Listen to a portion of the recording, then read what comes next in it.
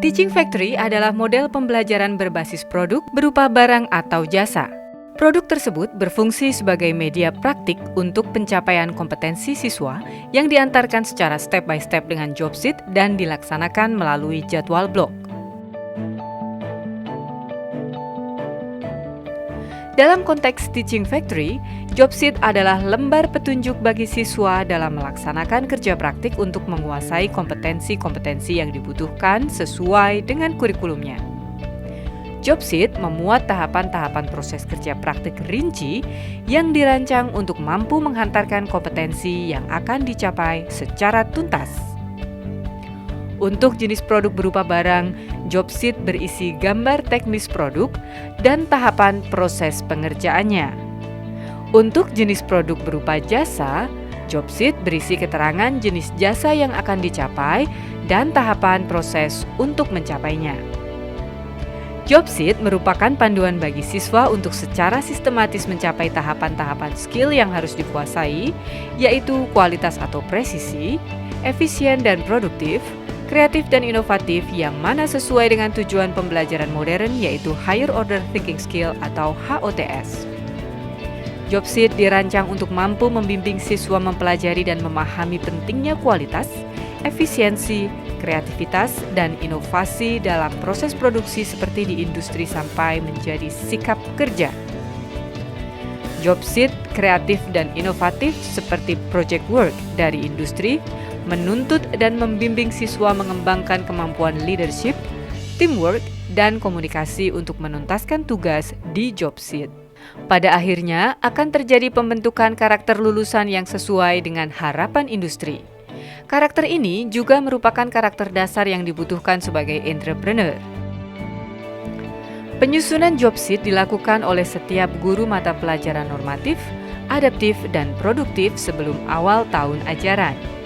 Job sheet memuat A. Informasi pengetahuan, B. Tujuan pembelajaran, C. Alat dan bahan, D.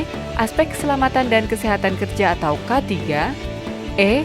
Langkah kerja, F. Materi atau soal, G. Penilaian dan hasil, H. Validasi guru pengampu dan siswa. Berdasarkan produk yang telah ditentukan sebelumnya, penyusunan job sheet dilakukan dengan tahapan sebagai berikut. 1. Dilakukan pemetaan indikator pencapaian kompetensi atau IPK pada kompetensi dasar yang dibutuhkan untuk membuat produk tersebut. 2. Penyusunan urutan materi job sheet sesuai indikator pencapaian kompetensi dengan kriteria A. Jumlah job sheet ditentukan berdasarkan kedalaman materi kompetensi yang diajarkan. B. Alokasi waktu penyelesaian job sheet mengacu pada jadwal blok.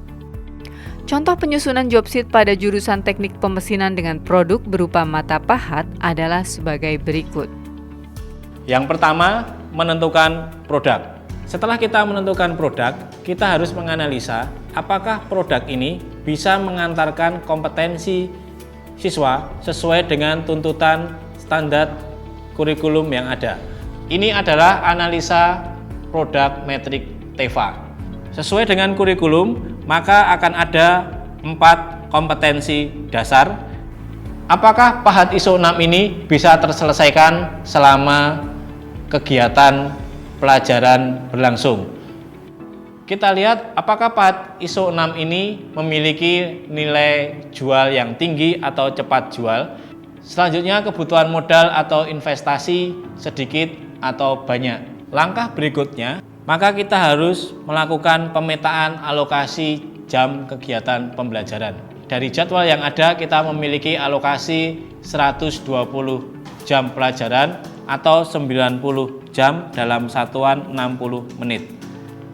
Dari pembagian waktu yang ada, kita bisa melihat bahwa waktu efektif yang digunakan untuk latihan atau untuk menyelesaikan job sheet adalah 15 jam. Di semester kedua, alokasi pengerjaan untuk latihan dan kompetensi atau menyelesaikan job sheet lebih banyak, yaitu 40 jam. Dari alokasi yang ada ini, guru harus menentukan berapa jumlah job sheet yang harus dibuat. Penilaian dalam TEFA ini berpedoman pada industri. Ketika industri mendapat pesanan dan molor waktunya, maka oleh pemesan mendapatkan penalti. Begitu juga di dalam pembelajaran TEFA di SMK 2 Adiwarna, jika ada perpanjangan waktu, siswa mengerjakan lebih panjang dari yang ditentukan, maka akan dipersentase dengan waktu yang ada dan akan mendapatkan pemotongan waktu. Begitu juga apabila siswa mengerjakan lebih cepat, maka akan mendapat poin tersendiri. Nah, sehingga waktu di sini sangat menjadi faktor yang penting dalam penilaian. Untuk mengukur pencapaian kompetensi siswa, dilakukan penilaian pada proses dan hasil belajar dengan memperhatikan 3 aspek. Aspek kualitas, yaitu penilaian secara teknis, cara pengerjaan, dan hasilnya. Aspek fungsi, yaitu pembobotan penilaian yang mengacu pada fungsi. Di sini, siswa dilatih untuk memberikan fokus yang lebih terhadap hal-hal yang lebih penting, dijabarkan dengan pembobotan nilai yang lebih tinggi.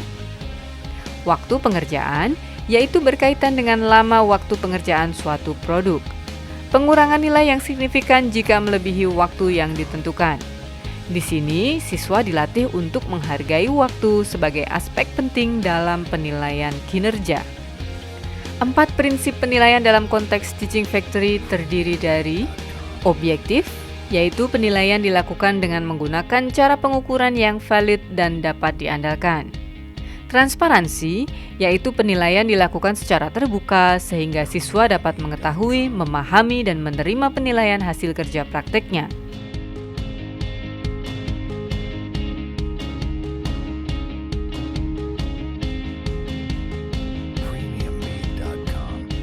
Standar kualitas, yaitu penilaian dilakukan dengan menekankan pada pengukuran hasil kerja praktik dengan mengacu pada ketentuan standar yang berlaku di industri, baik ukuran kualitas dan layanannya, fungsi, pengetahuan, dan sikap. Prosedur penilaian, yaitu penilaian dilakukan dengan menggunakan prosedur dan form penilaian standar yang ditetapkan oleh sekolah dan disampaikan ke siswa sebelum praktek dimulai. Ciri utama JobSeed dalam Teaching Factory adalah dirancang dan dilaksanakan berdasar prosedur dan standar kerja yang semirip mungkin dengan situasi di industri. Sistem penilaian pada JobSeed berorientasi pada penguatan etos kerja yang sesuai dengan kebutuhan industri. JobSeed yang dirancang dengan baik akan mampu membantu siswa menemukan kompetensi kerja yang sesuai harapan industri secara tuntas, dengan mengintegrasikan soft skills dalam prosesnya. Dengan JobSeed, siswa akan menjadi lebih mandiri dan bertanggung jawab dalam bekerja.